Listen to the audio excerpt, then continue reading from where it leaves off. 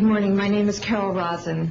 In 1974, after being a sixth grade school teacher, I was introduced to the late Dr. Wernher von Braun, in the U.S., the father of rocketry. In my first meeting with him, during that first 3.5 hours, he said to me, "Carol, you will stop the weaponization of space."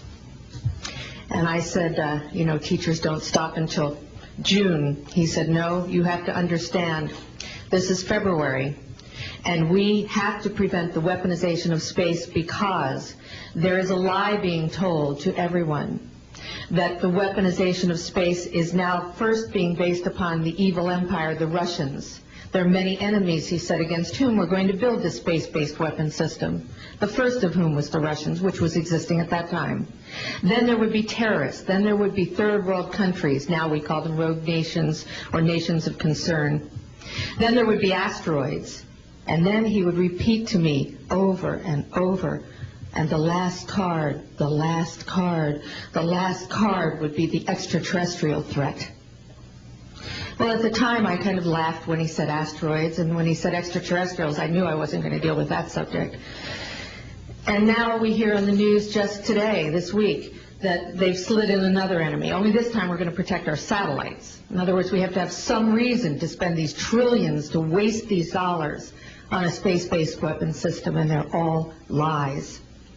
This is a system, he told me, that would never protect anyone. Even back then, he talked about suitcase bombs.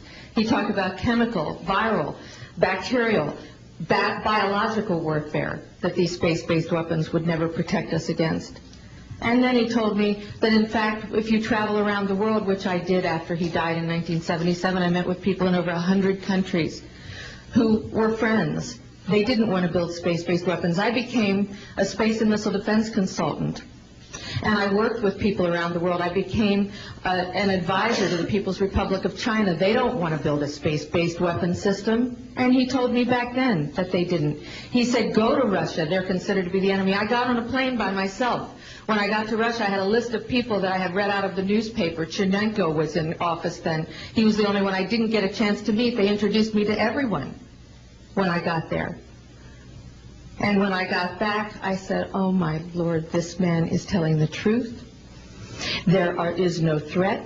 And I've been waiting until this day for 27 years, and I'm expecting the spin to happen, because he also explained to me that as a military strategist, as a person who worked on the MX missile, which I did later, he said, "You will find that there is going to be a spin to find some enemy against whom we have to build space-based weapons." And now we should expect the spin, because he said part of the formula for the intelligence community is if they might have a weapon, then we have to consider that they do have these weapons. So now they do have these weapons, so now we have to build these weapon systems. And that's the formula, except that it's all based on a lie.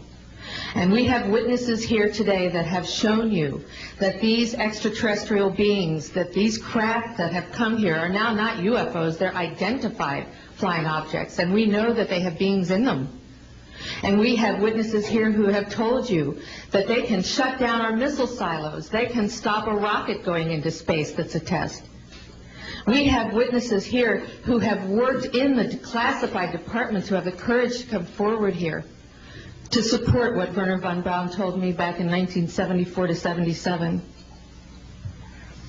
And I will testify before the Congress that when I founded the Institute for Security and Cooperation in Outer Space, which I shut down a few years ago because I didn't believe we had a chance with this huge, integrated around the world, complex weapon system, that we had any chance at all of transforming that war industry into a space industry that could provide benefits, like Dr. Greer has said, of global warming. We can end that situation of that problem. We can end the energy crisis. We can build now non-polluting technologies. Wernher von Braun used to tell me that we could have cars back then that drove around off the ground. He described this to me on beams so that we have no pollution on this planet. And we can solve the problems of the people that are urgent and potential, and the other animals and the other cultures on Earth and in space.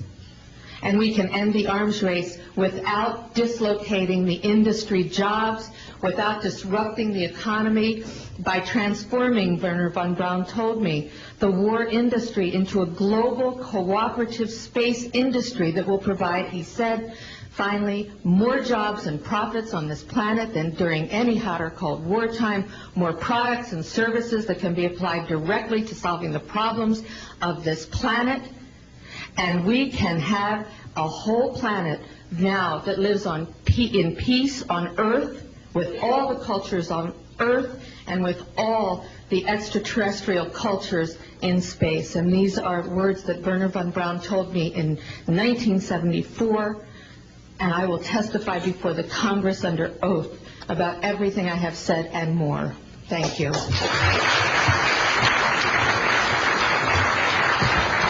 Thank you very much.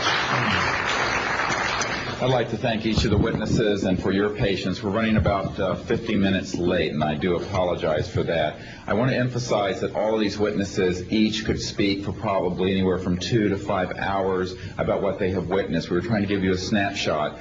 We have another 400 of these witnesses.